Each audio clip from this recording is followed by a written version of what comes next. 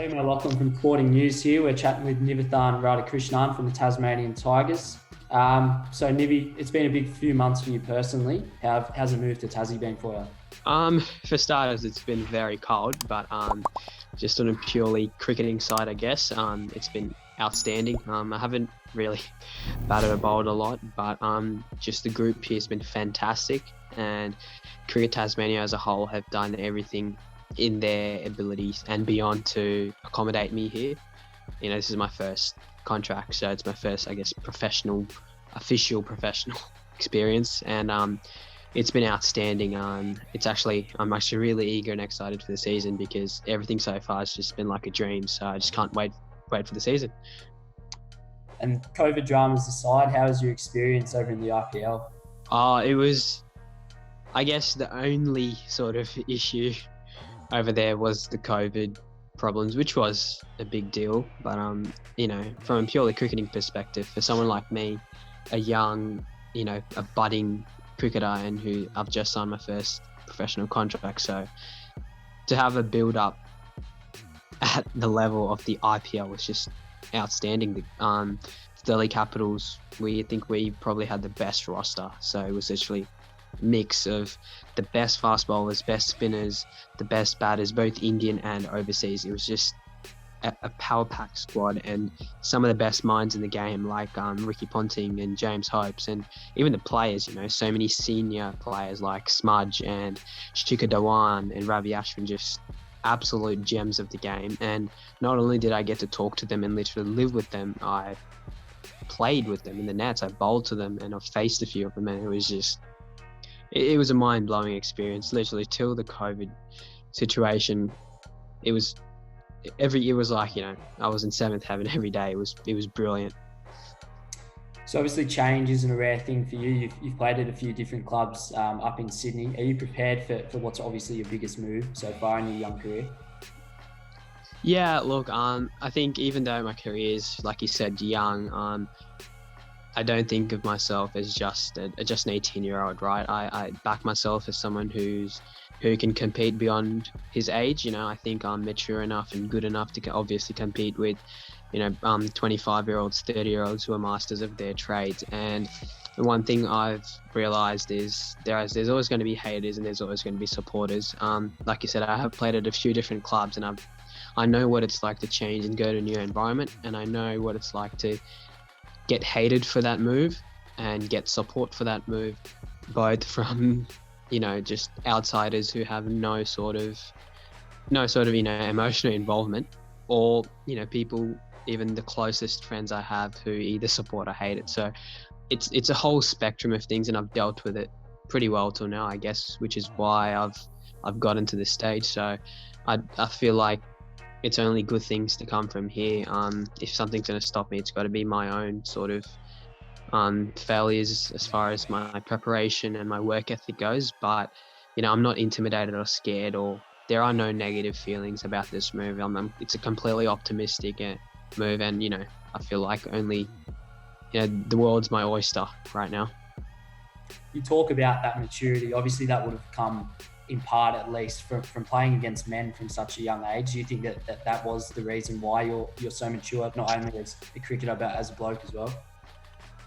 Yeah, it's something that I like to pride myself upon, and is what I think differentiates me from not just kids my age, but even a lot of guys who are older than me, because I've played with men all my life. I've always loved the fact that I could put myself up against guys who are better than me, older than me, guys who are, to the naked eye, they're going to break me, right? I have no chance. But by repeatedly putting myself in those situations, I've felt like I've created a sort of a cricketing personality, and eventually, just as a person, aside from cricket, I've felt like I've become beyond my age. Like, it's something more than what's expected of me as an 18-year-old right now. I feel like from the way I conduct myself off the field and on the field, I feel like I'm a lot more mature and skilled, not as in talent, but skilled as in experience, the various things I've learned purely with engaging with these older guys. Because talent is something which has no correlation to age, but actually knowing how to use your talents on the field and as a person, putting across in a conversation or any real skill you have. I think experience is the key, which helps you get those things across. Like, I can be the best player in the world, but if I actually don't know how to use my talents in a specific scenario, like a game, like a high pressure chase, but a 30-year-old playing first grade for maybe 7-8 years, he would have very good experience about those things. And by being in those environments from a younger age, I definitely think it's caused, I think it's the biggest influencer as to why I think I'm a lot more mature and, better than most of my counterparts. Someone that's obviously been a big influence on your career so far has been your old man. Maybe just give us a couple of stories and some key lessons that he's taught you throughout the way. Well, for starters, I think the one thing I do on the field, which sort of, I don't know, it's very polarizing. A lot of people think it's pretty cool. They think it's pretty different, while some people think even it's borderline disrespectful. I don't raise my bat when I reach any milestones.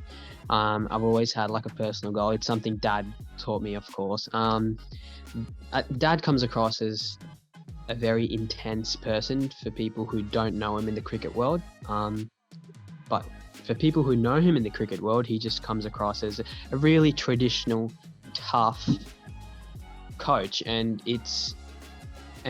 for me personally, I don't find it that way at all. I think he's the perfect coach according to me, because I find that the intensity and the adjectives used to describe him, they're actually not indicative of the substance he brings. There's nothing intense about the teachings he gives. They're all essential things to me, according to me. There's nothing extravagant or just over the top about it. It's stuff that I follow every day. So for me, it's just normal things, and having him as my dad has just made it, I guess I'm used to it, but to others, especially people who meet him for the first time, they can't believe like the type of coach and person he is. But yeah, like, I don't raise my bat when I get to a milestone, because he's taught me from a young age that you don't see people who go to their 9-to-5 day job, they finish it, they get home, and then they jump and throw their laptops and they're like, yes, I did it, and it's your duty as a batsman to score runs. So why do you have to celebrate the fact that you're getting a 50 or 100? Isn't that your job? Isn't that the bare minimum that's required of you to ensure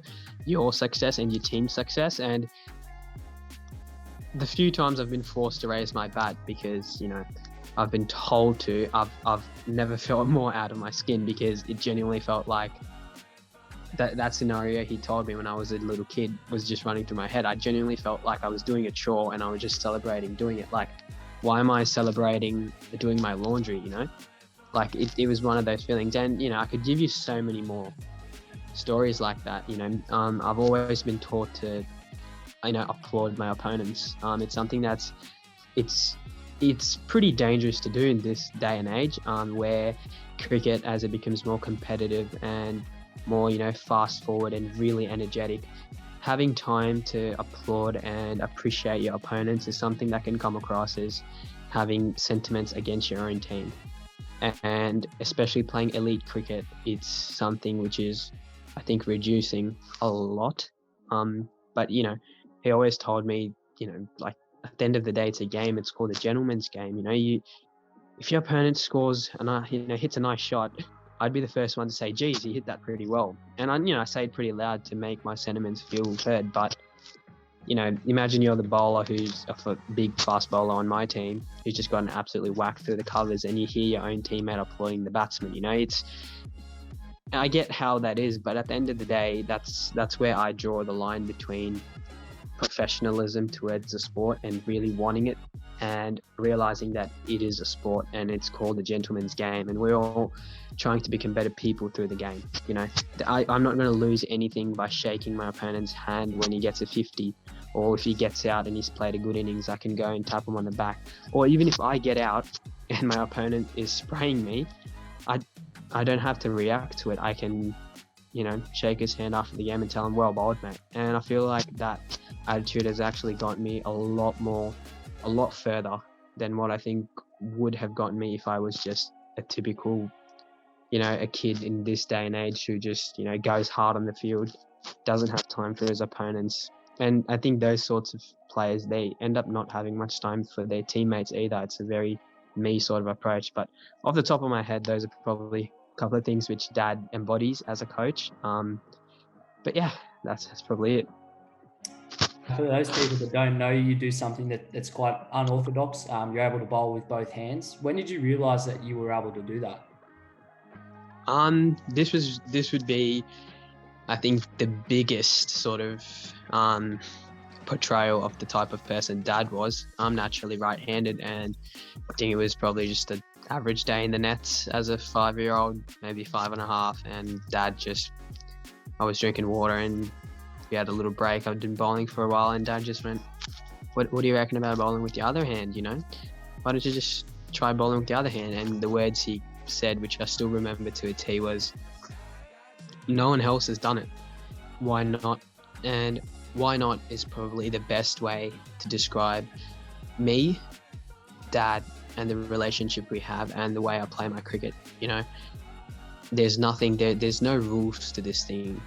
You play by the laws of cricket, but there is no sort of limitation to what you can try and what you can achieve in the sport. And ambidexterity is rapidly is spreading widely. There's a guy who's played for Sri Lanka who's done it, and there's a first-class cricketer in India who's done it. And I only realized that as I got older, because when I was 5, 6, 7, 8 and doing these things, I never saw them on TV.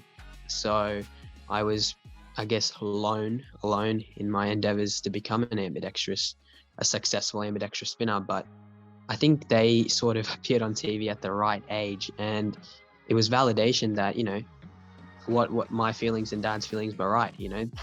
This is the future of the game, and it's something that I really pride myself upon, not because of what it actually is, but what it represents. The mindset to dare, to try something different and to work towards it and make it successful. And like all things, I've had my haters, I've had my supporters, and I couldn't care how the ball comes out with both of the hands, but the fact that I've done it till this age now, I've been bowling with both hands for 12 years plus, and it's something that I'm very, very proud of. And seeing other guys do it and actually achieve success with it only makes me more confident in my decision to do, and I can't wait to see what success it will bring in the future. So obviously, as well as being able to bowl with both hands, you're obviously a quality batsman as well. Where are you hoping to see yourself fit into that Tigers setup this season and moving forward? The Tigers have obviously recruited me with a batting focus. Those are the feelings that have been clearly portrayed to me, which I have also reciprocated back to them. At a professional level, and especially in a team game, that you'll give your limbs, you'll give your heart out just to see the team win. And the Tigers have been so close to achieving great success. Last season, I think personally, they were barely a session or 2 sessions of good cricket away from making the finals. And if they've recruited me now, and as a cricketer, the logic that I get is that they feel that I can contribute something to make up for that 1 or 2 good sessions of cricket which they need. So they feel that by my recruitment, they can hopefully win silverware, and I can be a good contributor to that success.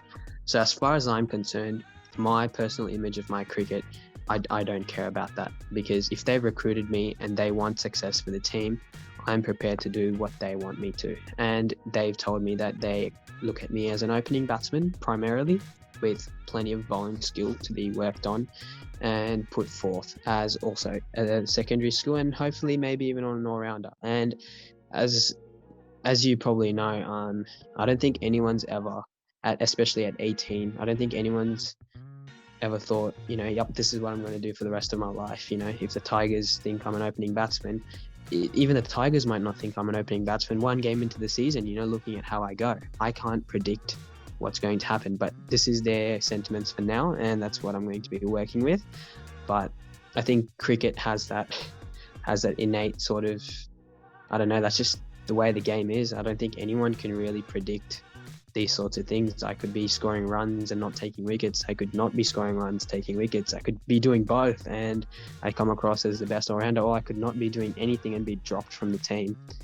And, those are things that I'm not really concerning myself with too much because, like the past couple of seconds, you tend to overthink, as soon as these sort of thoughts come into you start overthinking, and I don't want to put that sort of pressure onto myself. I'm happy with just telling myself that, Niv, you're just going to do what they want you to do, and hopefully you can bring success doing what they expect you to do. And that's what I'm sort of repeating to myself, and I'm pretty happy with that. So just finally, you touched on the short term, heading into this season as possibly an opening bat for Tassie. What about long-term goals? Do you have anything set, in your mind for 2, 5, maybe even 10 years time? You're still such a young man. Yeah, and I guess it comes with the fact that I am young. A long-term goal or goals is it's not just long-term, it's very, very futuristic, like it's plenty of years away. I guess if a 25-year-old had a long-term goal where he wanted to be at 27, 28, it is achievable because he would have sort of hopefully been in that professional system for a while. So even though it is a long-term goal, he knows some of the things he has to do and what he could expect in that pathway.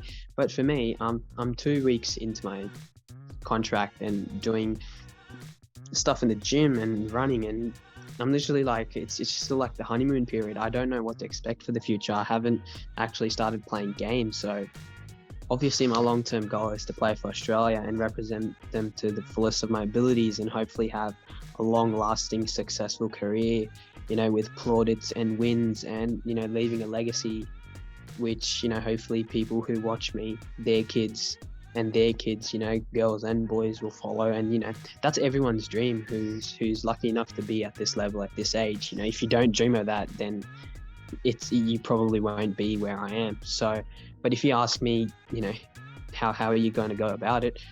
I have no idea. I'm guessing runs and wickets will help, but I'm hoping the type of person I am will help too. But I guess I just have to wait till it's put into use on the paddock and see where it brings me.